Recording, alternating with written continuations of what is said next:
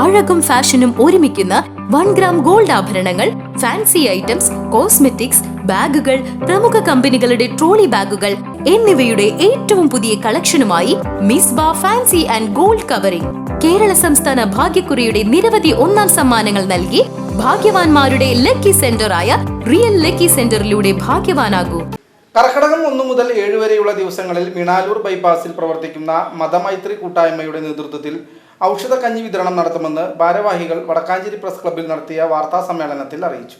ജാതി മതഭേദങ്ങളില്ലാതെ കക്ഷി രാഷ്ട്രീയത്തിന് അതീതമായി മാനവികതയ്ക്ക് ഊന്നൽ നൽകി 2017 മുതൽ മിണാലൂർ കേന്ദ്രമാക്കി പ്രവർത്തിക്കുന്ന സംഘടനയാണ് മതമൈത്രി കൂട്ടായ്മ. എല്ലാ വർഷവും കർക്കിടകം 1 മുതൽ 7 ദിവസം ഔഷധക്കഞ്ഞി ഒന്നായി ചേർന്നിരുന്ന് ഒരുക്കലും ഒരുമിച്ചിരുന്ന് കഴിക്കലും ഏറ്റവും വലിയ പ്രത്യേകതയാണ്.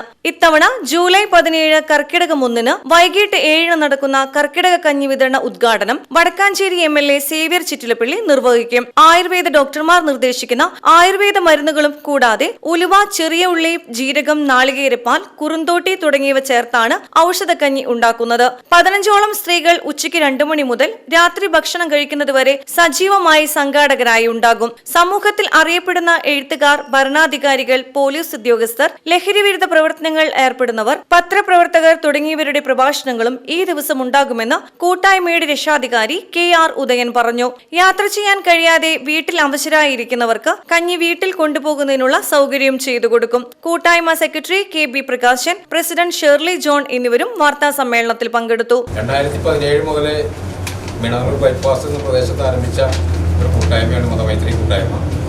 അതിൻ്റെ പ്രധാന ലക്ഷ്യം ജാതി മതരഹിതമായ ഒരു സമൂഹം വളർത്തിയെടുക്കുക. അതോടൊപ്പം തന്നെ എല്ലാ കർക്കിടക മാസം 1-ാം തീയതി മുതൽ 7 ദിവസം നീണ്ടു നിൽക്കുന്ന ഔഷധക്കഞ്ഞി വിതരണം.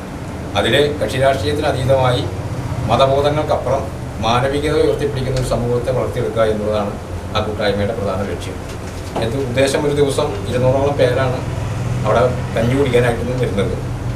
അതുപോലെ തന്നെ അത് സംഘടിപ്പിക്കുന്നതും അവിടെ കുടുംബശ്രീ സംവിധാനത്തിലെ ഒരു 15-16ഓളം കുടുംബശ്രീ കൂട്ടായ്മയുണ്ട്. അവരാണ് അതിൻ്റെ സംഘാടകർ പ്രധാനമായിട്ടും.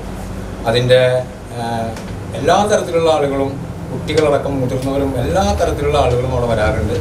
അവിടെ സമൂഹത്തിൽ അറിയപ്പെടുന്ന സാഹിത്യകാരന്മാർ, പോലീസ് ഉദ്യോഗസ്ഥന്മാർ, പത്രപ്രവർത്തകർ, അതുപോലെ ഭരണാധികാരികൾ, അവരുടെ എല്ലാം ഉൾപ്പെടുത്തി ഒരു ദിവസം അരമണിക്കൂറോ അല്ലെങ്കിൽ 45 മിനിറ്റോ നീണ്ടു നിൽക്കുന്ന ചെറിയ സമൂഹത്തെ ബാധിക്കുന്ന വിഷയത്തെക്കുറിച്ച് പ്രഭാഷണങ്ങൾ സംഘടിപ്പിക്കാറുണ്ട്.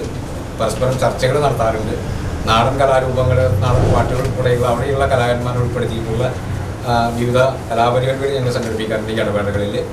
ചുരുക്കി പറഞ്ഞാൽ നമ്മളെല്ലാം നമ്മളിലേക്ക് ചുരുങ്ങുന്ന ഈ കാലത്ത് എല്ലാവരും മനുഷ്യരാണ് എന്നുള്ളൊരു പൊതുബോധം സൃഷ്ടിക്കുകയും മാനവികതയാണ് ഏറ്റവും ഉയർത്തിപ്പിടിക്കേണ്ട മൂല്യം എന്ന് ഈ സമൂഹത്തിനെ പ്രാപ്തരാക്കാൻ കഴിയുന്ന തരത്തിലുള്ള ചെറിയ ഇടപെടലുകളാണ് ഞങ്ങൾ നടത്തുന്നത്. VCV news, Vadakkanchery.